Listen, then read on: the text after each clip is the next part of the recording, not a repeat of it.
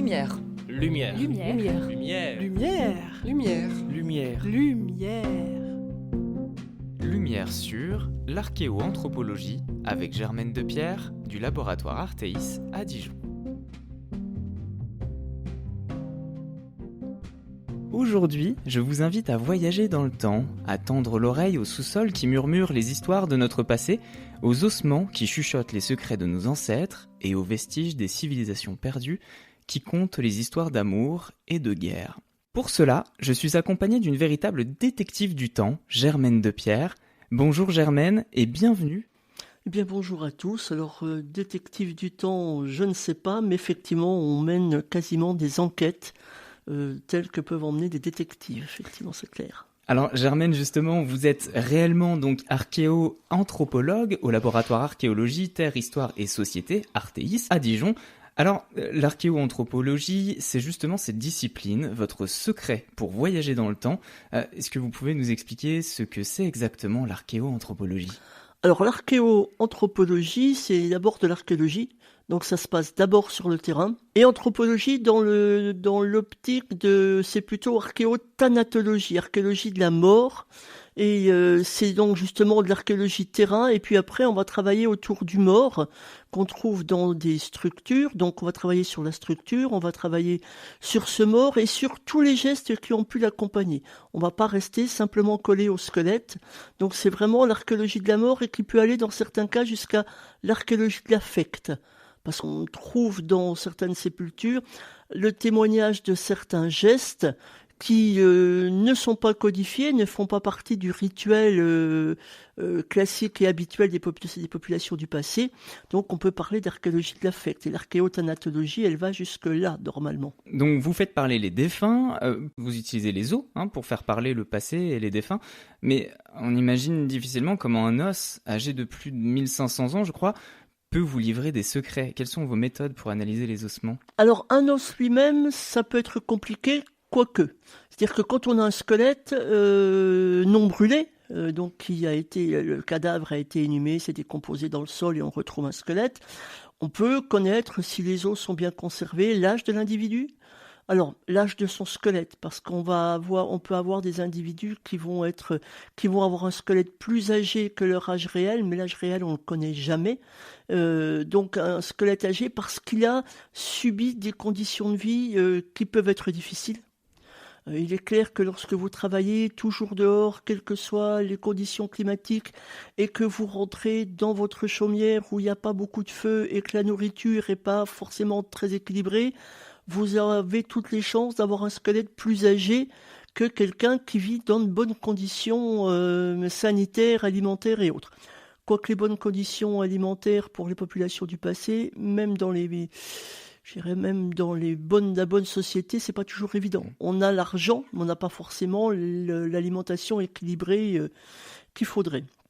Alors quand j'ai un squelette, je vais pouvoir connaître l'âge aussi, approximativement, donc la fourchette de 10 ans dans laquelle l'individu a plus de chances d'entrer, donc j'aurai quelqu'un qui aura entre, 20 et 29 ans par exemple, puis quelques fois plus parce que les éléments sont plus larges, donc mes fourchettes vont être plus ou moins grandes. Alors quelquefois j'ai un adulte jeune, un adulte mature, un adulte âgé. C'est plus facile pour les enfants, bien évidemment. Et puis après, je vais m'intéresser à toutes les anomalies que vont porter les os. Les os sont porteurs de messages d'anomalies qui accompagnent la vie des individus. C'est-à-dire que quelqu'un qui se tape régulièrement avec une binette sur l'avant du tibia parce qu'il est laboureur, il va avoir des micro-traumatismes qu'on va reconnaître. Très récemment, j'ai encadré une étude sur des protestants, très probablement protestants de la région de Reims. Ceux-ci devaient être pour un certain nombre des gens d'armes et donc entraînés très tôt. Donc ils avaient des squelettes plus âgés que ne le montraient certaines radiographies, parce que l'entraînement aux armes, ça laisse quand même quelques traces. Et ça commence assez jeune, ça commence au début de l'adolescence, vers 12-13 ans.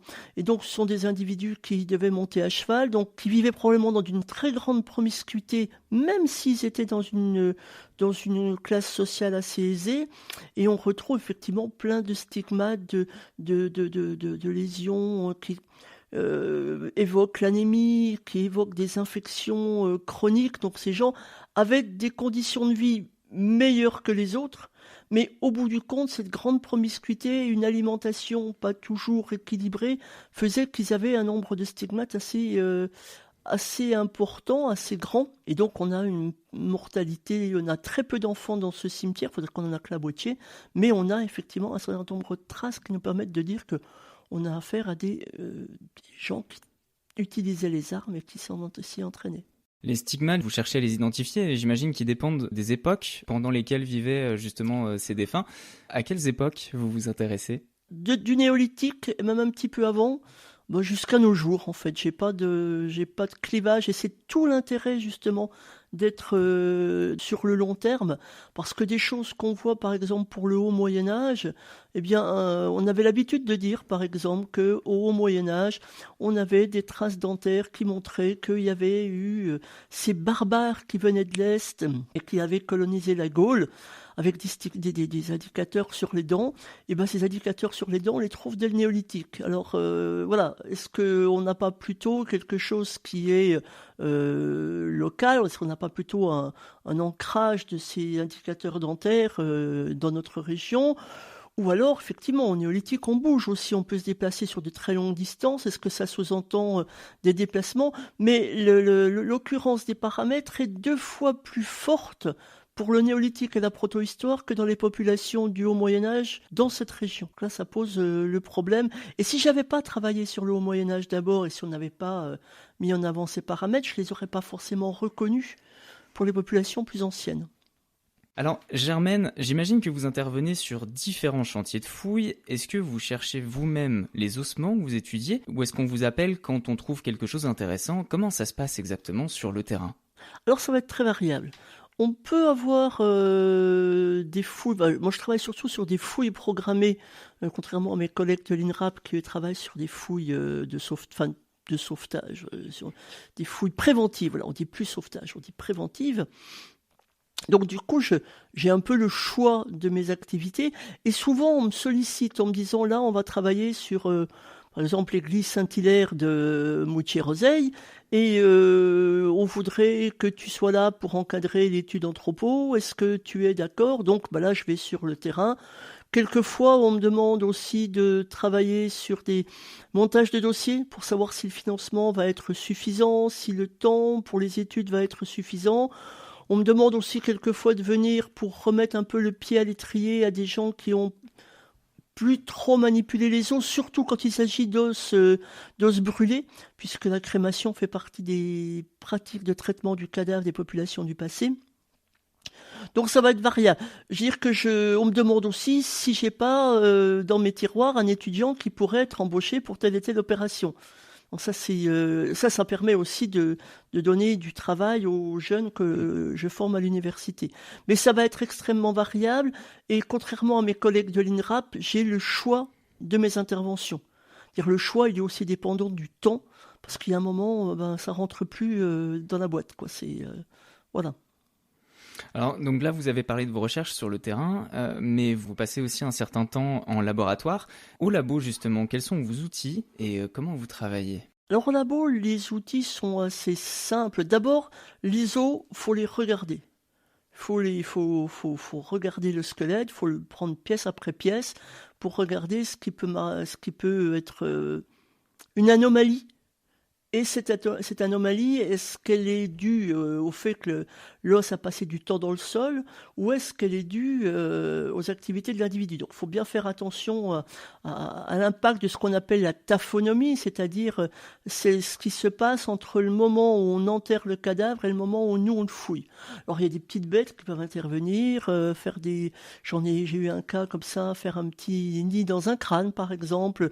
Il y a, après on voit des petits grignotages et on se dit mais c'est bizarre, ça peut pas être un enlèvement de matière crânienne pour libérer la pression du cerveau. Puis en fait, effectivement, en jouant avec les outils binoculaires, eh bien, on se rend compte que ce sont des petites traces de dents qui ont fait tout le tour. Donc la petite bête, elle est rentrée par la base du crâne, puis elle s'est fait une petite sortie. Donc ça, il faut faire attention, ça existe. Comme existe par exemple les traces de binage, de piochage aussi pour les sépultures qui sont les plus hautes.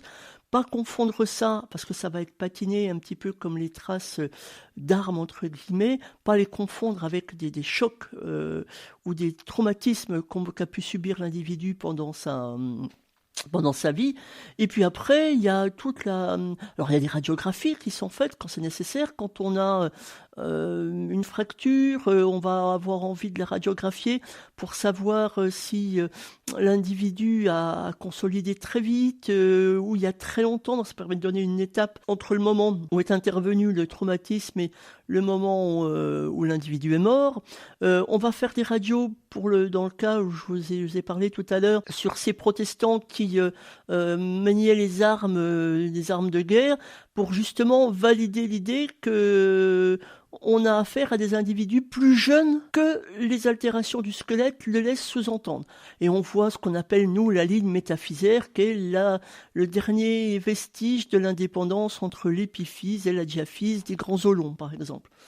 On va faire des tas de photos pour avoir des agrandissements. On va mesurer les os pour avoir une stature, par exemple, savoir si l'individu était grand ou petit, et puis voir la population. On va avoir des fois des populations d'individus qui vont avoir une moyenne, allez, je vais dire d'1m60, puis d'un seul coup, vous avez quelqu'un qui fait 1m80. Alors ce quelqu'un qui fait 1m80, il appartient à cette population ou il n'y appartient pas. Donc on va regarder d'autres paramètres. On peut faire des mesures sur le crâne. Et par exemple, pour le haut Moyen-Âge, en Burgondie, en Bourgogne, la plupart des individus ont des crânes ronds. Si vous allez en Suisse, la plupart des individus pour cette période ont des crânes allongés. Donc évidemment, si vous avez 75% de crânes ronds, les 25% de crânes allongés sont-ils des indigènes qui ont fonctionné autrement à cause d'un métissage éventuel, ou est-ce que c'est un apport de population? Les caractères dentaires, c'est pareil. Et puis, dans la démarche, alors après, on peut aller de plus en plus loin. C'est-à-dire, ça dépend aussi des budgets dont on dispose, mais dans la démarche, on peut utiliser l'ADN. Je pense à un site qu'a fouillé un de mes anciens étudiants, Stéphane Rotier, qui est maintenant maître de conf à Bordeaux. Et sur sa nécropole de l'âge du fer, il a utilisé l'ADN et grâce à l'ADN, il a montré que c'était 2 familles essentiellement qui utilisaient cette zone d'inhumation et il a pu montrer que les relations entre les uns et les autres, et ça c'est quelque chose qui avance assez bien. On a aussi, pour nos protestants, là justement, la possibilité d'utiliser l'ADN pour justement toutes ces pathologies qu'on a vues, ces pathologies infectieuses. Il y a un laboratoire qui a appelé en disant mais nous ça nous intéresse, donc là on est tout content parce qu'il n'y a pas d'argent à trouver. Donc on fait aussi un peu feu de tout bois en fonction du temps qu'on a pour l'étude, des possibilités qu'on a de trouver du financement. J'imagine que vos découvertes, elles sont très utiles pour les historiens et pour d'autres scientifiques. Comment vous organisez vos données et comment elles sont partagées? Alors ça c'est très compliqué, ça l'est de moins en moins, mais il y a un vrai clivage entre les archéologues et les historiens. Il y a moins de clivage entre les archéologues et les sociologues, par exemple. Mais les historiens, on est un petit peu les terrassiers de l'histoire, quoi. Donc, alors, ça évolue. Mais je me souviens quand j'ai trouvé des crânes dont la partie supérieure avait été sciée à Sens, c'était très compliqué de discuter avec des historiens parce que je dis c'est passé quelque chose. Enfin, c'était des pratiques d'embaumement. Mais alors, les collègues archéologues disaient moi j'en ai trouvé, mais j'ai peur de passer pour un rigolo, donc je les publie pas. D'accord ? Et puis les historiens disaient ouais, vos histoires d'archéologues, moi ça m'intéresse pas. Alors les choses évoluent, les choses changent, mais les historiens campent quand même un peu sur leur précaré. On a moins de problèmes avec les sociologues, on a moins de problèmes avec le monde de la médecine légale. Et on est très, très proche de la médecine légale, justement parce que le problème de la décomposition du cadavre, le problème de tout ce qui peut arriver à ce squelette ou à ce cadavre, ça va les intéresser. Et ce qu'ils font, eux, leur recherche fondamentale, nous intéresse aussi, bien évidemment. Donc c'est avec eux qu'on aura le plus de collaboration. Et quant aux moyens, les moyens, ils sont d'avoir cette pluridisciplinarité qui est indispensable. On ne peut pas faire de l'archéologie, de la thanatoarchéologie, si on n'a pas des notions d'ethnologie, si on n'a pas des notions de sociaux, de psycho, et ainsi de suite. Et tout ça, dès l'origine, est très très très mêlé d'ailleurs. Après, ça s'est séparé, ça se rejoint à nouveau. Mais après, ça va être un problème de personne. On en voit quelquefois des appâts, ça marche plus ou moins dans un laboratoire ou dans un autre. Là, ça fait quelques années maintenant que je mène une collaboration avec des médecins légistes de l'Université libre de Bruxelles. Et c'est que du bonheur, quoi. Alors après, effectivement, on me dit oui, mais les corps en cours de décomposition, oui, ça fait partie de... On enterre un cadavre, on trouve un squelette, entre les deux, la décomposition, on peut pas la zapper, quoi. C'est pas... Après, c'est un outil de recherche, hein. Quand j'ai travaillé sur les crémations, je suis allé dans un crématorium et j'ai observé des corps en cours de crémation. Je veux dire, c'est de la recherche. Je pense que le médecin légiste, il se pose pas trop la question non plus de ce qu'il fait. Il n'est pas en train de se dire, j'ouvre un cadavre. Il recherche des informations. Là, on est dans la même situation. Toutes les méthodes sont bonnes. Toutes les méthodes sont bonnes et toutes les collaborations sont bonnes à condition qu'il y ait une certaine éthique. Parce que parler de la mort, c'est pas gratuit et on ne sait pas le mal. Même aux étudiants, quand je commence un cours, je leur dis si vous vous sentez pas bien, vous sortez. Vous n'êtes pas obligé de vous faire du mal. Parce que c'est pas gratuit d'en parler, je ne connais pas leur vie. Donc il faut garder une certaine éthique et un certain recul aussi par rapport à tout ça. Alors Germaine, aujourd'hui vous êtes donc archéo-anthropologue, thanato-archéologue. Oui. Est-ce que petite, le monde de la recherche vous faisait déjà de l'œil ? Qu'est-ce qui vous a poussé à faire ce métier ? Quel a été votre parcours ? Alors j'ai un parcours totalement atypique. J'ai pas un parcours d'universitaire, j'ai passé un DEA... Ça faisait, 15 ans que j'étais déjà dans le métier. J'ai soutenu ma thèse en 2010, donc oui, j'ai un parcours totalement atypique. Mais alors c'est très rigolo parce que en compulsant des vieux documents que j'avais chez moi sur mes cours, j'ai découvert que j'avais été puni, ce qui me surprend pas trop, en 6e parce que je devais bavarder ou je sais pas quoi, et je devais donc raconter en 3 pages le métier que je voulais faire. Et là, j'étais très surprise de trouver que j'avais écrit que je voulais être archéologue. Et là, je n'ai pas de souvenir de ça, mais visiblement, c'est quelque chose qui m'a tracassé. Et puis après, le temps a passé. Il y a eu un chantier pas très loin de chez moi, avec un copain qui participait, qui m'a dit si tu veux, tu viens. Alors on est parti à 4 copains. Le lendemain, j'étais la seule à revenir parce que les autres ont trouvé que c'était pas... Et puis j'ai pas arrêté. Et depuis, j'ai commencé très tard, contrairement à plein de gens. J'avais 20 ans, ouais, je crois. Mais certains commencent à 14, 15 ans, voire plus tôt. Mais voilà, ça a pris tout de suite. Alors, au début, j'ai travaillé sur la céramique. Et c'était toujours émouvant de voir une trace de doigt ou des choses qui faisaient penser à l'autre, au-delà de la typologie de la céramique. Et je pense que c'est tout naturellement pour cette raison que j'en suis venu à l'archéologie de la mort. Un grand merci Germaine pour ces lumières sur votre métier et vos projets de recherche que on va suivre de très près. Eh bien, merci à vous de m'avoir reçu ici. C'était Lumière sur l'archéo-anthropologie avec Germaine Depierre du laboratoire Artéis à Dijon.